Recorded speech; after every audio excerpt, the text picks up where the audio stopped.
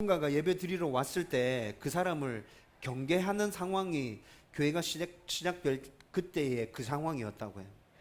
여러분, 이 책에서 말하는 부흥의 이유는 철저한 교리 교육과 말씀에 순종하는 삶의 실천을 기반으로 한 회심에 있었다라고 그렇게 주장하고 있습니다.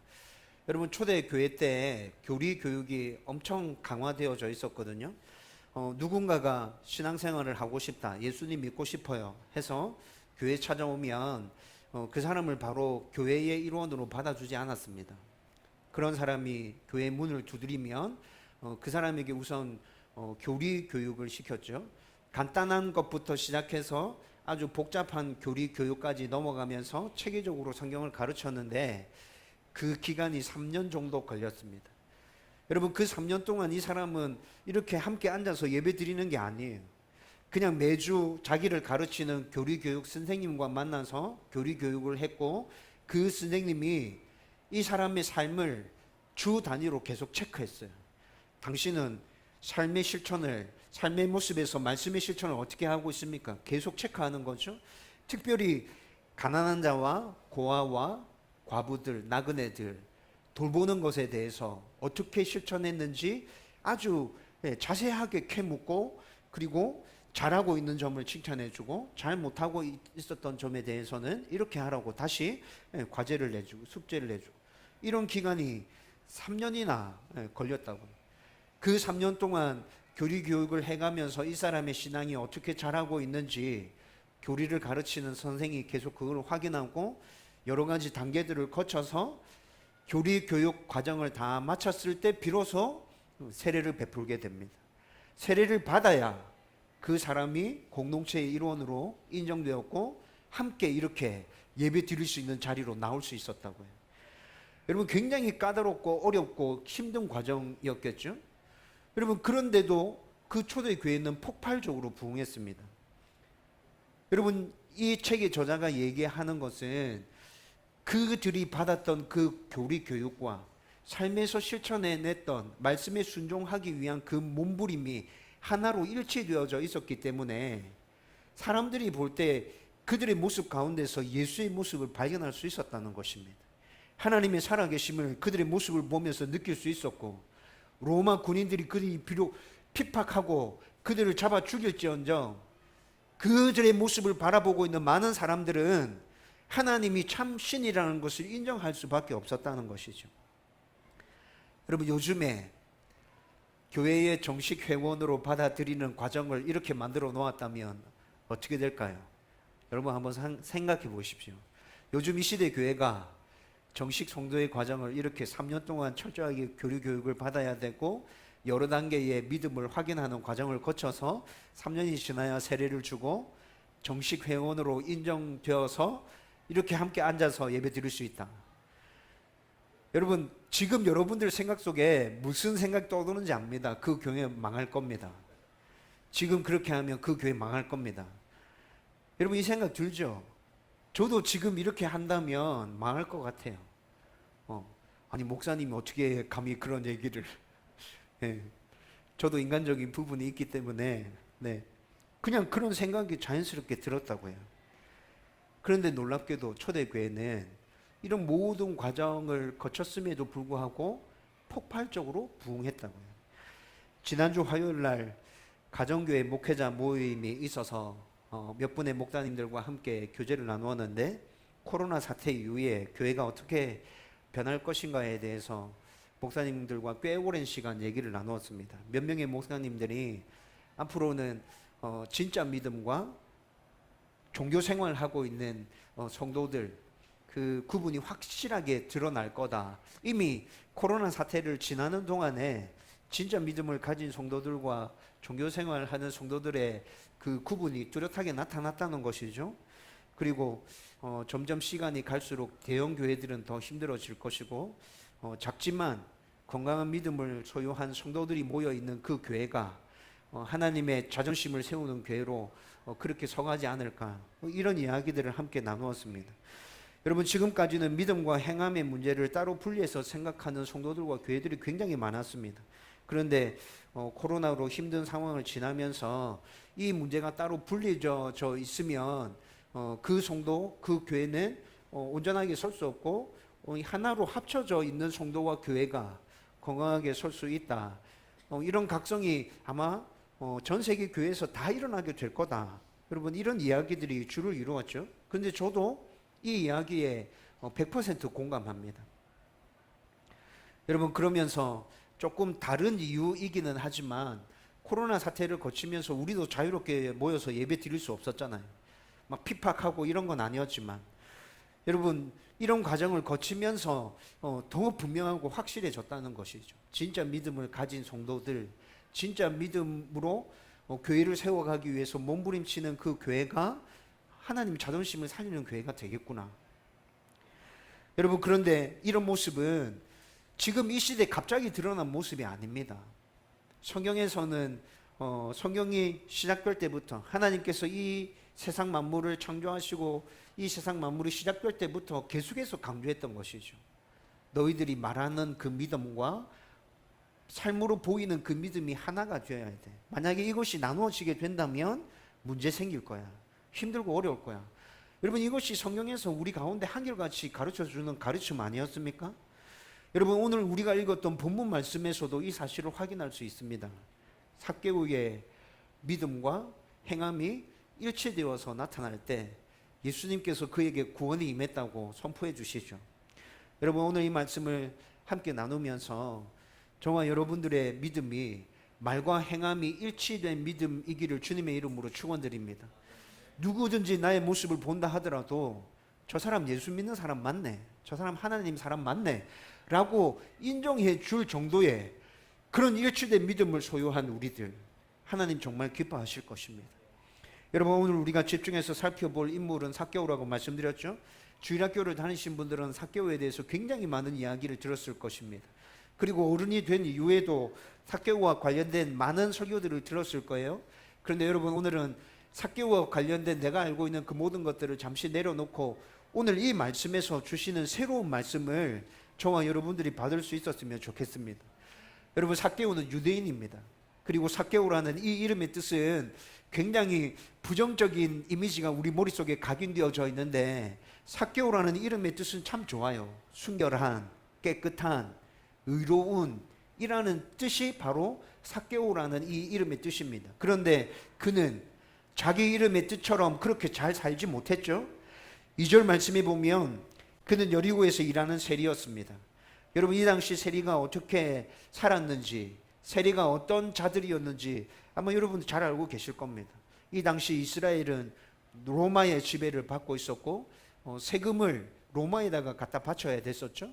세금을 걷는 세리는 그러면 당연히 세금을 유대인들에게 걷어서 그 거둔 세금을 로마에다가 가져다 주는 일을 했던 사람이겠죠. 여러분, 그런데 이렇게만 일해도 세리들이 유대인들로부터 손가락질 받을 텐데, 그런데 이들은 한술 더 떠서 로마인들이 유대인들에게 부과한 세금만으로도 이스라엘 백성들은 굉장히 힘들었거든요. 버거운 삶을 살았거든요. 그런데 세리들은 거기다가 자신들이 챙길 몫까지 덧붙여서 세금을 부과했다고요. 더군다나 이 세리들은 로마인들은 몇 명 안 됐었고 거의 대부분이 유대인들이었습니다. 여러분, 우리나라 일제 강점기 때 공무원으로 또 경찰로, 군인으로 일제의 앞잡이 노릇을 한 사람들이 있었습니다. 여러분, 그 사람들 굉장히 안 좋은 인식으로 우리 가운데 각인되어져 있죠. 지금도 친일파라 해서 그 사람들을 싫어하는 사람들이 대한민국 사람들 중에는 거의 대부분을 차지하고 있습니다. 여러분, 우리가 그렇기 때문에 유대인들이 세리를 어떻게 보았는지, 어떤 감정을 보았는지에 대해서 우리가 충분히 잘 이해할 수 있다고요. 우리도 일제시대 때 그렇게 했던 사람들에 대해서 그런 시선을 가지고 지금 바라보고 있잖아요. 여러분, 이 세리들은 유대인들로부터 같은 동족이었음에도 불구하고 짐승처럼 취급당했습니다. 돈이 있었고 권력을 가지고 있었을지라도 상종 못할 사람으로 그런 취급을 당하고 있었죠. 그리고 여러분, 여리고는 굉장히 큰 세관이 자리 잡고 있던 곳이었습니다. 여리고는 이스라엘 안에서 꽤 큰 도시였거든요. 그리고 교통의 요충지였고 상업과 무역이 활발하게 이루어지는 그런 곳이었어요. 여러분, 상업과 무역이 활발하게 이루어지는 곳에서는 세 수입이 굉장히 많죠. 예. 그래서 여리고에 이스라엘의 3대 세관 중에 하나가 여리고에 있었어요. 굉장히 세리들도 많이 있었고 여기서 거쳐지는 세 수입이 아주 막대했고, 그런데 오늘 우리가 읽었던 말씀에서는 삭개오는 이 여리고 세관의 뭐였다고요? 세리장이었다고요. 대장이었다는 거죠. 예. 상당히 많은 세리들이 있었고 그리고 거쳐지는 세금의 수입도 막대했는데 그것을 관리하는 세리장이 바로 삭개오라는 것입니다. 여러분, 그리고 오늘 말씀에서는 삭개오가 부자라고 말해주고 있습니다. 여기서 말하고 있는 부자라 함은 우리가 그냥 저 사람 잘 사는 사람이야, 집 몇 채 된다 하더라, 가지고 있는 돈도 좀 꽤 된다 하더라, 이 정도의 부자가 아니라 우리의 상상을 초월하는 부자였다는 것입니다. 일반 서민들과는 비교할 수 없는. 여러분, 만수르 압니까? 만수르? 네. 맨체스터 시티의 구단주입니다. 엄청나게 돈이 많은 사람입니다. 네. 몇십조 되는 것 같아요, 자산이. 그런데 학생들이 그 만수르를 보면서 나도 저런 부자 되었으면 좋겠다 이렇게 얘기하는데 범접할 수 없는 부자인 것이죠. 오늘 성경에서 삭개오가 부자였다고 말할 때 그 정도 부자였다고 얘기해 주는 거예요. 여러분, 이 정도 삭개오에 대해서 살펴보고 난 다음에 우리 머릿속에 드는 생각 뭐예요? 그의 권력과 부가 장난 아니구나. 모든 사람들은 그냥 다 찍어 눌러버릴 수 있는 부와 권력을 가지고 있구나 라는 게 느껴지잖아요. 여러분, 그런데 이런 부와 권력을 가진 삭개오가 3절 말씀에 보면 예수님에 대해서 굉장한 관심을 가지고 있습니다. 예수님께서 지금 십자가 지시기 위해서 예루살렘으로 올라가고 있거든요. 예루살렘으로 올라가는 거의 막바지에 지금 이 사건이 벌어지고 있는 거예요. 여러분, 이 사건 이후의 말씀을 쭉 읽어보면 예수님 이제 6월절 만찬을 베푸시고 난 다음에 로마 군인들에게 잡혀갑니다. 거의 예루살렘 다 왔다는 말인 거죠. 그렇게 예수님 예루살렘 올라가고 있는데 여전히 사람들은 예수님 굉장히 많은 사람들이 따라다니고 있어요. 삭개오도 여리고로 예수님이 지나간다는 소식을 듣고 예수님 보고 싶어서 그들 무리 중에 끼어서 지금 기웃거리고 있습니다. 그런데 삭개오는 키가 너무 작아서 사람들 틈에서 헤집고 나가서 예수님을 볼 수 없는 상황에 놓이게 되었습니다.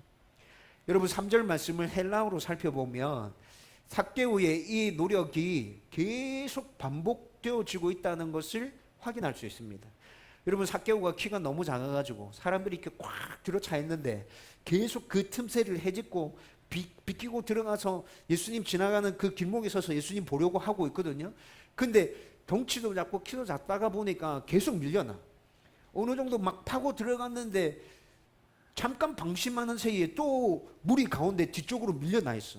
그런데 이 노력을 삭개오가 지금 계속 반복해서 하고 있다고요. 얼마나 예수님 보기를 소원했는지 여기서 표가 나죠. 그런데 아무리 이렇게 무리를 헤집고 들어가도 다가갈 수 없구나 라는 결론을 내리게 됩니다. 그래서 4절 말씀 보면 예수님이 지나가실 곳으로 예상되는 그 길목에 있는 돌무화과 나무 위로 올라갑니다.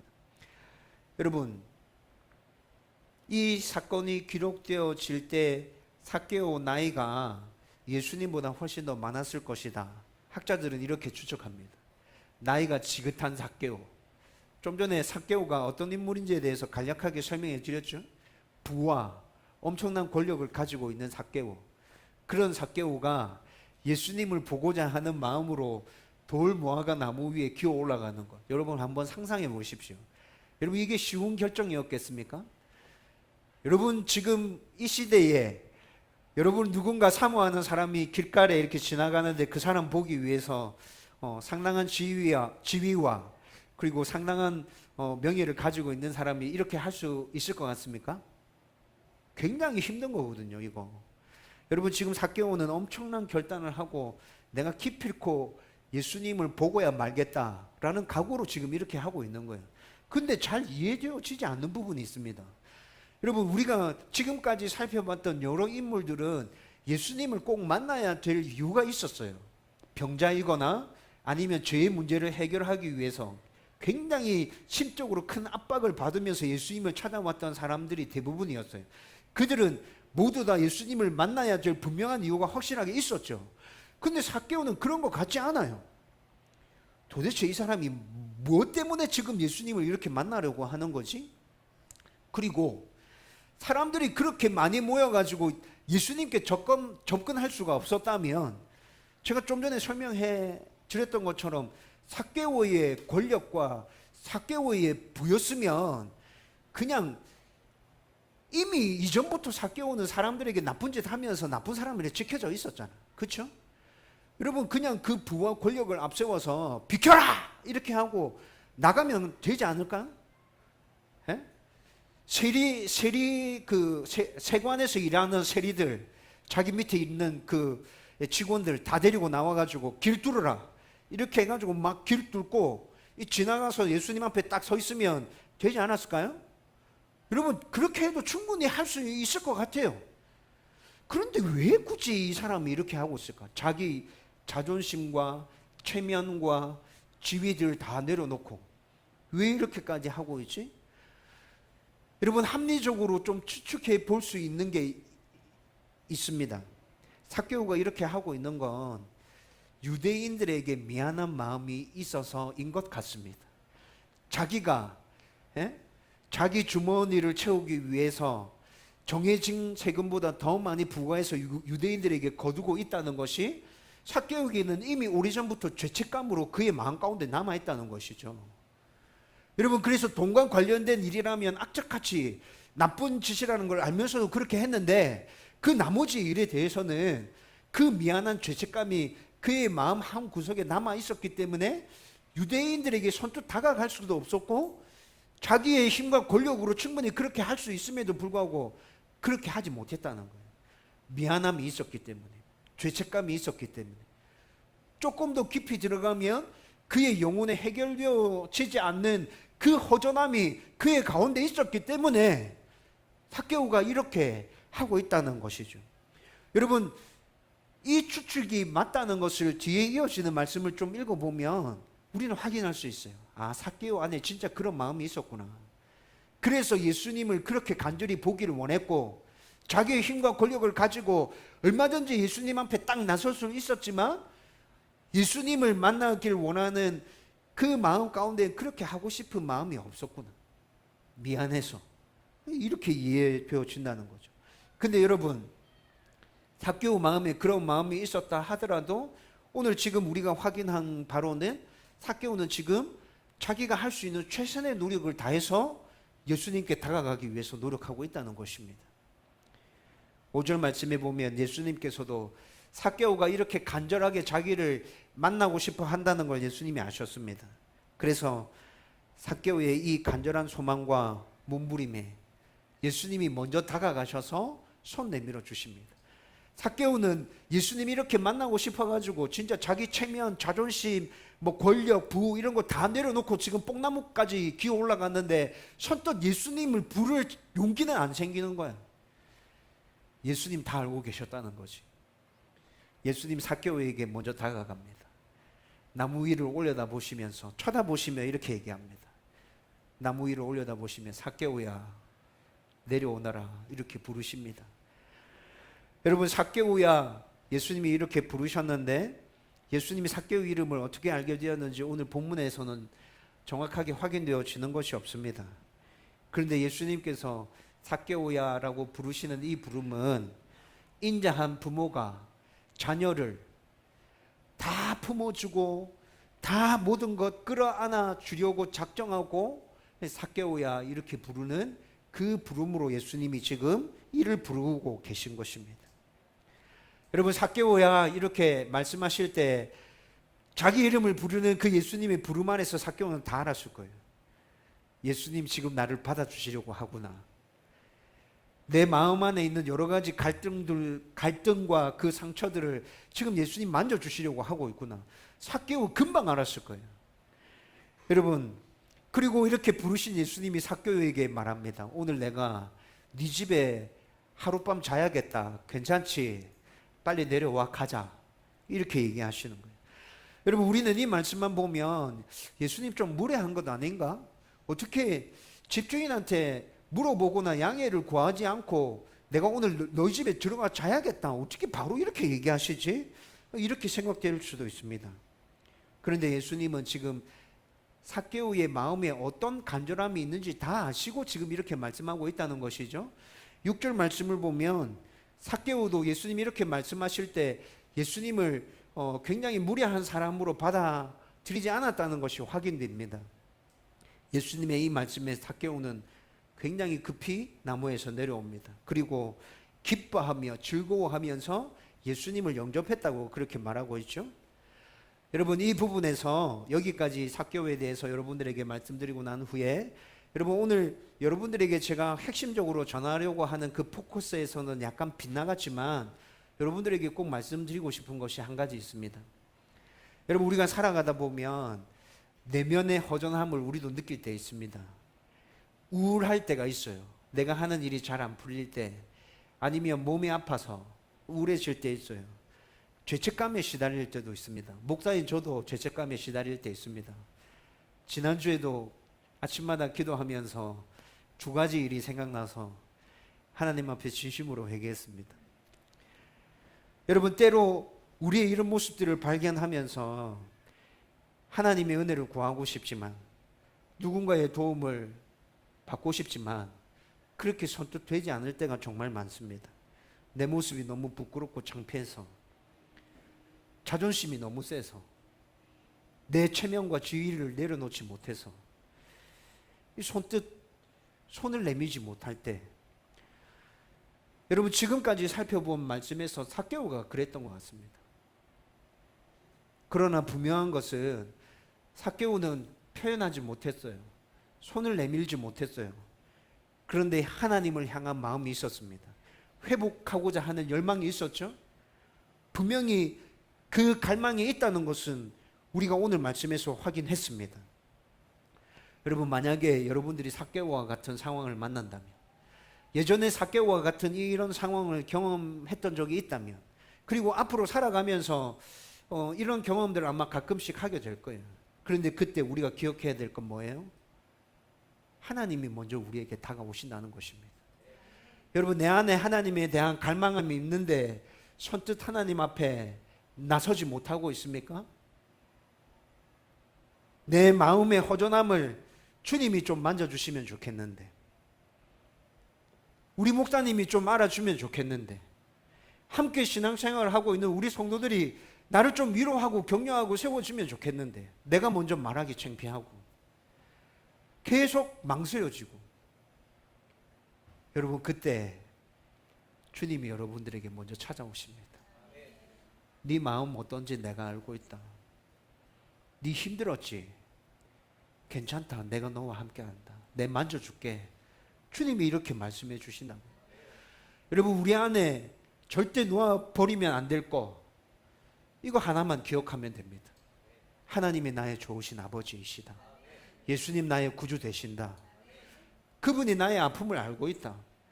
여러분, 이 사실만 분명하게 붙들고 있다면 여러분들이 선뜻 예수님 앞에 나가지 못한다 하더라도, 하나님 앞에 나서지 못한다 하더라도 주님께서 우리의 그 마음을 아시고 우리를 찾아오셔서 만져주실 것이라. 여러분, 지금까지 우리가 힘들고 어려운 일들을 겪으면서 극복해냈던 모든 일들이 다 그런 것이었습니다. 앞으로 우리가 살아가면서 경험하게 될 그 모든 일들도 다 이렇게 회복되어질 것입니다. 저와 여러분들이 이 하나님에 대한 신뢰와 믿음을 굳건하게 붙들 수 있었으면 좋겠습니다. 여러분, 이제 다시 본문으로 돌아와서 여러분 8절 말씀에 보면 삭개오의 집에서 이제 예수님과 삭개오가 대화하는 장면이 나타나는데, 여러분, 이 대화에서 삭개오가 예수님을 만나고 진정으로 회심했다는 것이 확인되어집니다. 우선 삭개오는 자신의 소유 절반을 가난한 사람들에게 주겠다고 말하고 있죠. 여러분, 삭개오의 이 선언은 구약 성경에서부터 지금까지 이어져 온 가난한 자들에 대해서 돌보라 말씀하신 그 하나님의 명령에 순종하겠다는 선언인 것입니다. 여러분, 이스라엘 백성들이 애굽에서 노예 생활하다가 탈출했죠. 그리고 난 다음에 시내 산에서 머물면서 하나님과 언약을 맺습니다. 하나님께서 일방적으로 언약을 맺어주시죠. 너희는 내 백성이다. 나는 너희 하나님이 될 것이다. 이건 나로부터 시작되는 일방적인 거야. 너희들이 어떻게 하든지 간에 상관없어. 이건 내가 반드시 지킬 거야. 그리고 너희들이 내 백성이기 때문에 지켜야 될 법을 너희들에게 줄 거야. 이거 지켜야 돼. 그러면서 율법을 주십니다. 여러분, 그때 하나님께서 이스라엘 백성들을 자기 백성 삼으시고 이스라엘 백성들에게 지켜야 될 율법으로 주신 그 율법 안에 가난한 자들을 돌보라는 율법이 포함되어 있습니다. 특별히 고아와 과부와 나그네들을 돌봐주라. 그들을 내팽개치지 마라. 하나님께서 분명하게 말씀해 주셨죠. 여러분, 모세가 가나안 땅을 눈앞에 두고 자기는 들어갈 수 없어서 모압 평지에서 출애굽 2세대들에게 마지막으로 고별 설교를 하죠. 그 고별 설교 중에 신명기 10장 18절에서 19절 말씀에 이 율법이 다시 그들에게 선포되어집니다. 하나님께서 우리에게 이렇게 말씀하셨어. 가난한 자들 돌봐야 돼. 고아들을, 특별히 고아들을, 과부들을, 나그네들을 돌봐야 돼. 왜냐하면 우리가 400년 동안 애굽에서 그렇게 나그네 생활했잖아. 너희들은 절대 잊어버리면 안 돼. 가나안 땅에 들어가서도 이 율법을 반드시 기억하면서 살아야 돼. 여러분, 모세가 고별 설교를 할 때도 이 율법이 이스라엘 백성들에게 다시 선포되어졌다고 해요. 여러분, 예수님 당시에 유대인들, 종교 지도자들, 율법을 철저하게 지키기 위해서 애쓰면서 살았던 사람들이죠. 이 율법을 알고 있었을까요? 알았을 거예요. 지키기 위해서 엄청나게 노력했을 거예요. 비록 형식적이었지만. 여러분, 종교 지도자들 뿐만이 아니라 유대인들도 가난한 자들을 돌봐야 된다는 것을 알고 있었고 그렇게 돌보기 위해서 애쓰면서 살았을 거예요. 그런데 여러분, 삭개오가 내면의 허전함과 우울함과 죄책감을 예수님이 해결해 줄 수 있을 거야 라는 기대를 가지고 예수님 앞에 나가기 위해서 그렇게 많이 노력했는데 결국에 나무 위에까지 올라가서 예수님 아주 극적으로 만나게 되죠. 그 나무 위에서 예수님이 삭개오야 내려오너라 이렇게 자기를 부르실 때 자기 안에 있었던 그 내면의 허전함과 그 죄책감의 문제가 모두 한순간에 해결되어진 것이죠. 삭개오는 아마 그 순간에 예수님이 구주이신 걸 알았을 거예요. 믿었을 거예요. 자기 안에 있었던 모든 문제들이 다 해결받았을 거예요. 그리고 이 순간에 삭개오 안에 결단이 일어났습니다. 내가 하나님의 말씀에 순종하면서 살아야겠구나. 여러분, 그 마음을 품을 수 있게 됐는데 근데 지금 당장 삭개오가 내가 할 수 있는 게 뭐지? 내가 하나님의 백성으로서 이제 하나님의 말씀에 순종하면서 살아야겠는데 지금 당장 내가 할 수 있는 게 뭐지? 생각했을 때 그에게 딱 떠오르는 생각이 뭐냐면 자신의 부를 이용해서 가난한 자를 돌보는 것. 그건 내가 지금 당장 할 수 있겠구나. 나에게 이미 재물이 많으니까. 여러분, 그렇게 해서 삭개오는 결단하게 되었다는 것이죠. 여러분, 앞서 삭개오는 일반 서민들과 비교할 수 없을 정도로 엄청난 부자였다고 말씀드렸잖아요. 예수님 앞에 서서 얘기합니다.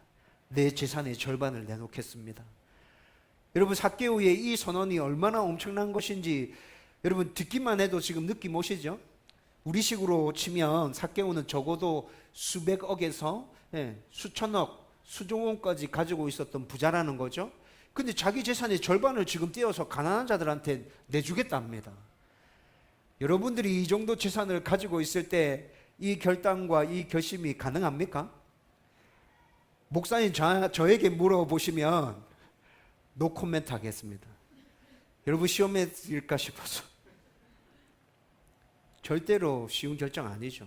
쉬운 결정 안 해요. 여러분, 삭개오의 이 결단이 정말 대단하다는 것을 우리가 오늘 누가복음 19장 말씀을 읽었는데 18장으로 다시 돌아가서 18장에 나타난 사건을 좀 읽어보면 다시 확인할 수 있게 됩니다. 누가복음 18장 18절에서 30절 말씀까지 보면 한 부자 청년과 예수님의 대화가 나오고 있습니다. 여러분, 이 부자 청년은 율법을 굉장히 철저하게 잘 지킨 부자 청년인 것 같습니다. 예수님 앞에 나와서 아주 당당하게 얘기하죠. 모든 율법을 다 지켰습니다. 그런데 자기 안에 구원에 대한 열망들이 아직 여전히 남아있어요. 그래서 모든 율법을 다 지켰는데 예수님, 어떻게 하면 구원받을 수 있는 것이죠? 이렇게 예수님께 질문하죠. 예수님께서 그 부자 청년의 질문에 어떻게 답하십니까? 네가 가지고 있는 거 다 팔아서 가난한 자들에게 나누어 주라, 이렇게 얘기하십니다. 그런데 여러분, 누가복음 18장에 나와 있는 이 부자 청년과 예수님의 대화에서 끝에 부자 청년이 어떻게 했다고 나오는지 한번 읽어보십시오. 근심했더라, 이렇게 나옵니다. 근심했어요. 여러분, 이게 쉬운 게 아니라고요. 부자 청년은 예수님의 말씀을 받아들이지 못했습니다. 그 이후에 예수님이 부자가 천국에 들어갈 수 있는가에 대한 질문을 가지고 제자들에게 또 가르쳐주는 장면이 나타나는데, 그때 우리가 알고 있는 굉장히 유명한 말씀을 예수님이 하시죠. 부자가 천국에 들어가는 건 낙타가 바늘귀로 통과하는 것보다 더 어려워. 여러분, 제자들이 깜짝 놀랐어요. 예수님 지금 무슨 말 하시는 거지? 부자가 천국에 지금 못 들어간다고 예수님 선언하시는 거야? 제자들이 이렇게 받아들였다고요. 예수님이 이렇게 말씀하신 참 의미는 뭡니까? 부자들은 돈을 의지하고 있어. 돈이 자기 신이지. 돈이 자기 하나님이지. 그래서 부자들은 구원받기가 정말 어려워. 예수님 지금 이 얘기를 하고 계신 거죠. 여러분, 부자 청년이 정말 그랬잖아. 다 팔아서 가난한 사람들에게 나누어 주라. 예수님 말씀하실 때 구원에 대해서 진심으로 열망이 있었다면 어떻게 했겠어요? 다 팔아서 진짜 가난한 사람들에게 나누어 줬겠죠. 그런데 이 부자 청년은 돈을 의지하고 있는 거예요. 구원을 사모한다고 말했지만 실제로는 구원을 사모하고 있는 게 아니야. 여러분, 그런데 오늘 삭개오는 어떻게 하고 있습니까? 내 재산의 절반 떼어서 나누어 주겠습니다. 진짜 대단하죠? 여러분, 그런데 그 이후의 말씀을 살펴보면 절반 떼주겠다 한 건 아무것도 아니야. 그 뒤에 말이 더 놀라워. 여러분, 8절 후반절 보면 누군가에게 빼앗거나 속여서 가로챈 것이 있으면 내가 그에게 보상할 텐데 4배를 보상해 주겠습니다. 삭개오가 이렇게 얘기했습니다. 여러분, 지금 삭개오가 이렇게 얘기할 때 많은 사람들이 지금 삭개오 집 앞에서 지금 이 얘기를 같이 듣고 있거든요. 여러분, 이 얘기를 들었던 많은 사람들이 굉장히 놀랐을 거예요. 쟤 왜 저러지? 갑자기 이렇게 됐나? 레위기 6장과 신명기 5장에 보면 사기를 치거나 도둑질해서 남의 것을 빼앗았을 때 어떻게 보상해야 하는지가 율법으로 나타나 있습니다. 그 율법에 따르면 5분의 1을 더해서 보상해 주면 됩니다. 여러분, 간단하게 설명해 드리면, 내가 도둑질해서 다른 사람의 물건을 빼앗았습니다. 내가 도둑질한 물건이 100만 원이었어요.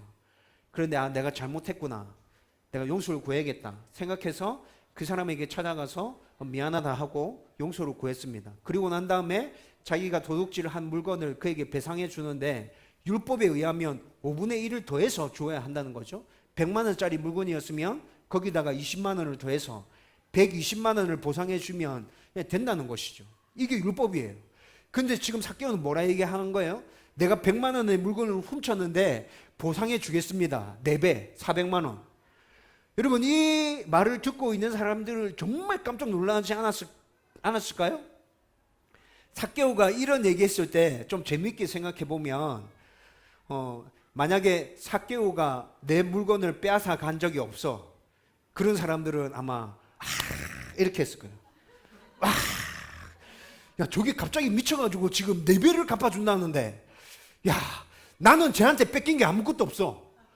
야, 쟤한테 뺏긴 애들 진짜 좋겠다. 와, 사람들이 얘기 들으면서 이런 마음 생겼을 거예요. 여러분, 그런데 더 충격적인 게 있습니다. 삭개오가 지금 예수님 앞에 서서 8절에서 이 얘기를 하고 있는 거잖아요. 여러분, 8절 말씀을 헬라어 원어로 쭉 살펴보면 8절 말씀을 2가지로 해석하는 것이 가능합니다. 2가지 다 맞습니다.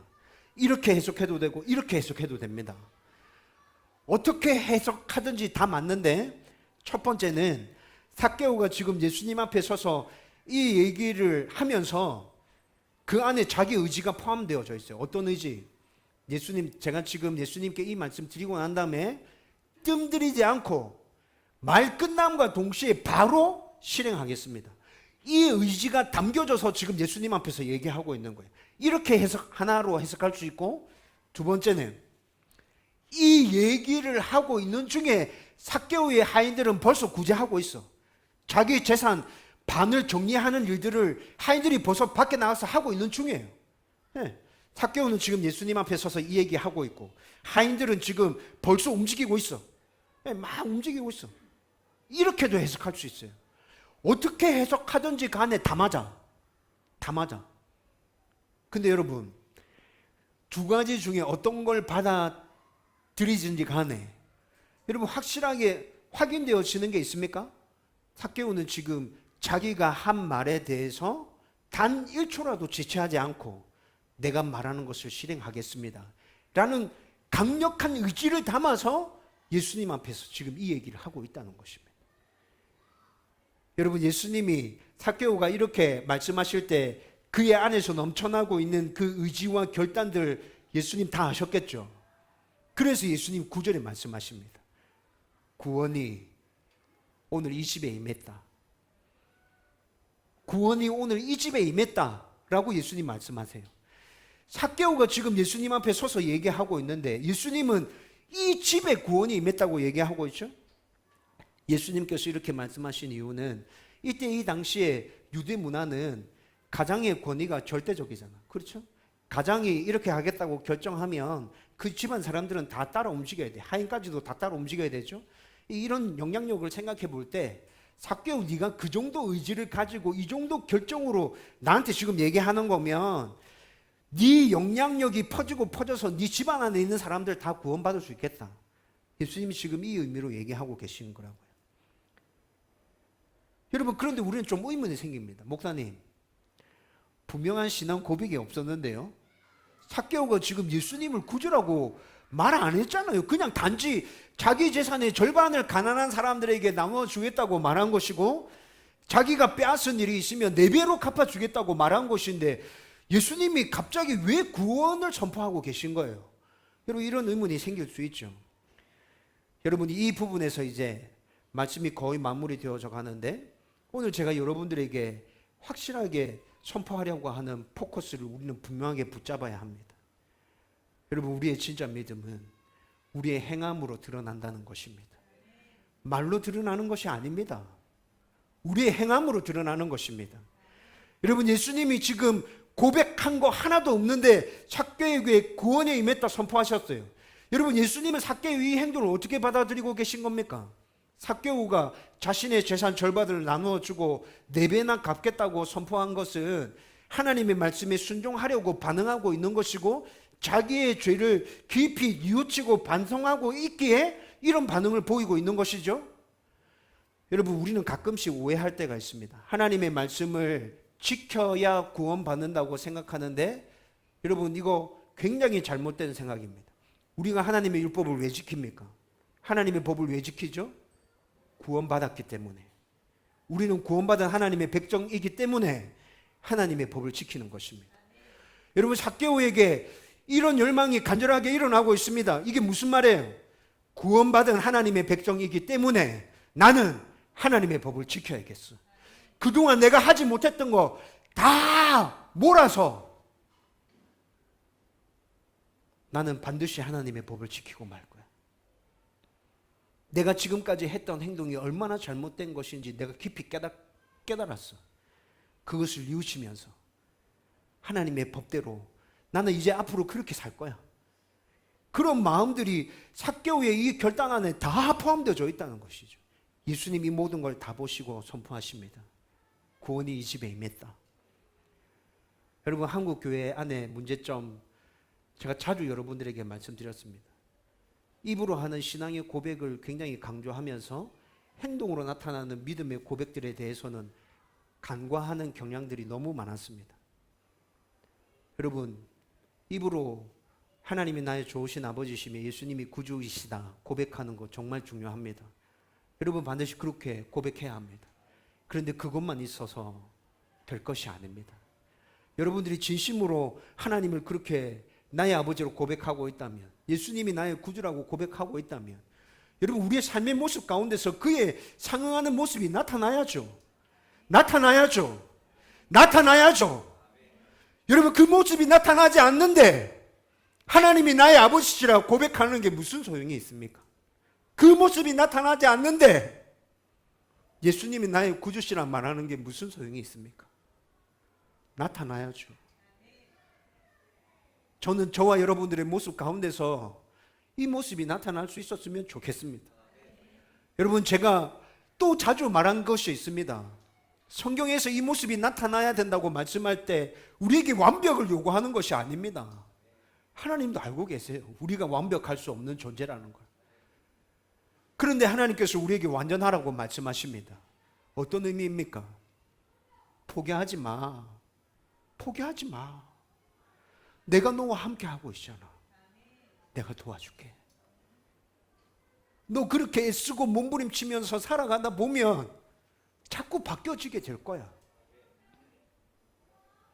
여러분, 우리가 그렇게 애쓰고 몸부림치는 그 모습을 하나님께서는 완전하게 봐주시는 것입니다. 잘했다 칭찬해 주시는 것이죠. 저와 여러분들 오늘 4개월을 통해서 이 말씀이 깊이 새겨졌으면 좋겠습니다. 믿음의 고백뿐만이 아니라 내 삶 속에서 삶의 모습으로 나타나야 돼.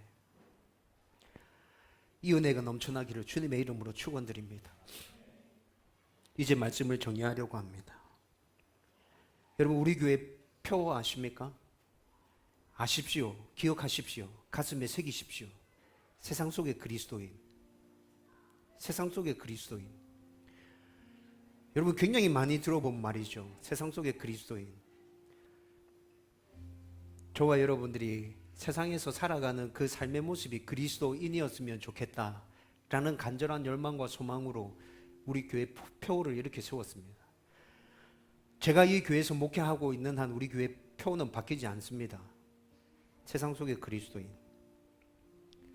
여러분이 몸부림쳤으면 좋겠습니다.